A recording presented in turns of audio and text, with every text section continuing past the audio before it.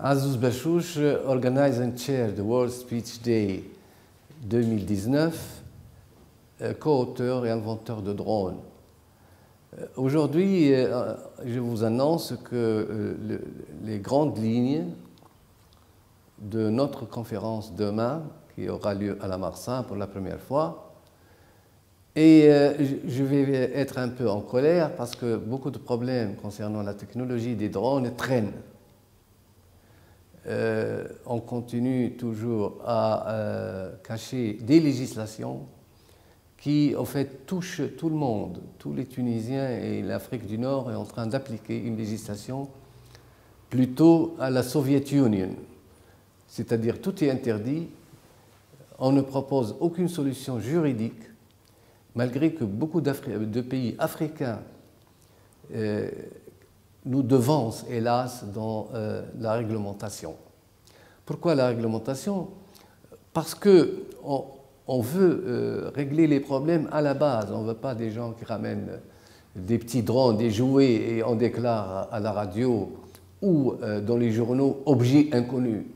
Il n'y a pas du fou ici, ce n'est pas des extraterrestres, ce sont des petits avions sans pilote, il faut les nommer. Pourquoi on déclare, on a rattrapé dans les valises ou quelqu'un qui fait voler un objet inconnu? Ce n'est pas un objet inconnu, nous prétendons être des gens avancés dans l'éducation, et si on en ça, le monde va rigoler, va dire ces gens-là, ils sont dans un autre siècle. Ensuite, il faut arrêter cette mascarade de médiocratie technologique parce qu'on forme des gens dans les écoles d'ingénieurs dont je suis volontaire pour donner des conférences sur la technologie des drones que j'ai appris dans les organisations internationales, des projets PFE, et puis tout d'un coup, on a peur qu'on attrape le petit drone qu'un élève ingénieur qui prépare son master, il veut faire les essais de vol, parce qu'il n'y a pas une législation. Il faut faire comme le Ghana, comme la Tanzanie, comme beaucoup de pays africains. L'Algérie vient récemment de pondre une législation en limitant les zones où on peut faire voler ces drones, et on garde toujours le modèle réduit comme hobby. Si on interdit tout ça, on est contre les droits de l'homme, contre les hobbies des gens, contre l'évolution technologique. Et ça, on l'a hérité de la dictature, on l'a hérité de la France. La langue française est une langue décadente dans la technologie des drones et dans plusieurs domaines technologiques aujourd'hui. Ça a été reconnu par les responsables de la francophonie récemment dans le congrès de la francophonie qui sera organisé en Tunisie l'année prochaine. Donc, l'autoflagellation, l'autocensure, c'est une catastrophe. Je vous cite un exemple très simple et très bête. Avant l'indépendance, nous avions plus que 50 aéroclubs en Tunisie. Après l'indépendance, avec l'interdit, le dangereux, la sécurité, aujourd'hui, il y a 0 avion qui vole en Tunisie, avion privé. Il n'y a pratiquement plus d'aéroclubs, puisque même les aéroclubs qui sont là, c'est du papier, c'est de la paperasse, ce sont des statuts de fédération, c'est des statuts. Les gens se bagarrent alors qu'ils ne volent pas, ils n'ont pas d'avion. Et l'État perd, le pays perd tout. Les drones qui aujourd'hui ont des applications vitales, 200 applications civiles et commerciales, ne parlons pas des militaires, ils sauvent la vie de soldats qui sont abandonnés ou ailleurs. D'ailleurs, le ministre de la Défense l'a déclaré récemment, il a dit « Nous avons un manque de drones et nous voulons encourager le secteur privé pour s'intégrer dans les drones ». Il a tout de suite compris qu'il y a longtemps, l'Amérique ou l'Angleterre ou la France ont fait appel aux intellectuels, aux ingénieurs de haute gamme, aux sociétés privées pour développer la technologie. C'est facile d'acheter des drones, les casser. Et récemment, ils ont eu une prime de plus d'1 million de dollars, je crois, de la Corée du Sud, avec la Banque africaine. Bon, aujourd'hui, ils veulent lancer un petit projet pour former des pilotes de drones pour l'agriculture. Mais une fois ils vont casser ces drones, il n'y aura plus rien, il n'y aura plus ni des technologies, les pilotes vont être au chômage, Et on n'a rien fait. Donc il faut apprendre les gens à cultiver la terre au lieu d'importer le blé. C'est exactement dans la technologie vitale. Mes collègues qui vont parler demain de l'eau, ils vont parler de l'environnement qui se dégrade.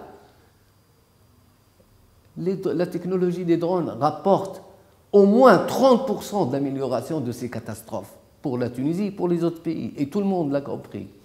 Les Chinois aujourd'hui sont en train de traiter des surfaces arrosées des pesticides avec des drones, des quadricoptères ou des octocoptères. Ce sont des drones à moteur électrique. 20 litres de pesticides et à un taux de l'heure de vol qui est très bas par rapport aux ULM ou par rapport aux avions pilotés par un pilote.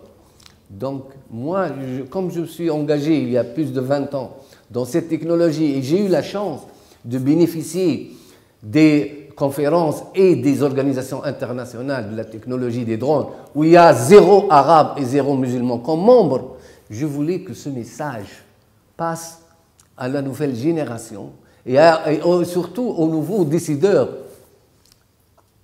pour améliorer, pour créer des niches, des start-up. Par exemple, il faut faire une start-up pour la surveillance de la pollution.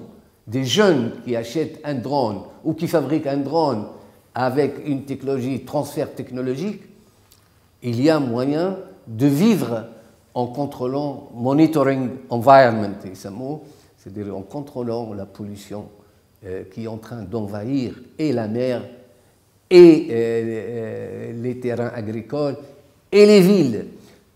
Donc ce message-là, il faut que les responsables politiques, et les responsables de la recherche scientifique, les pseudo-professeurs qui me demandent toujours si mes avions sans pilote volent, alors qu'ils pensent que si j'étais avec les yeux bleus, tout ce que je fabrique, il vole.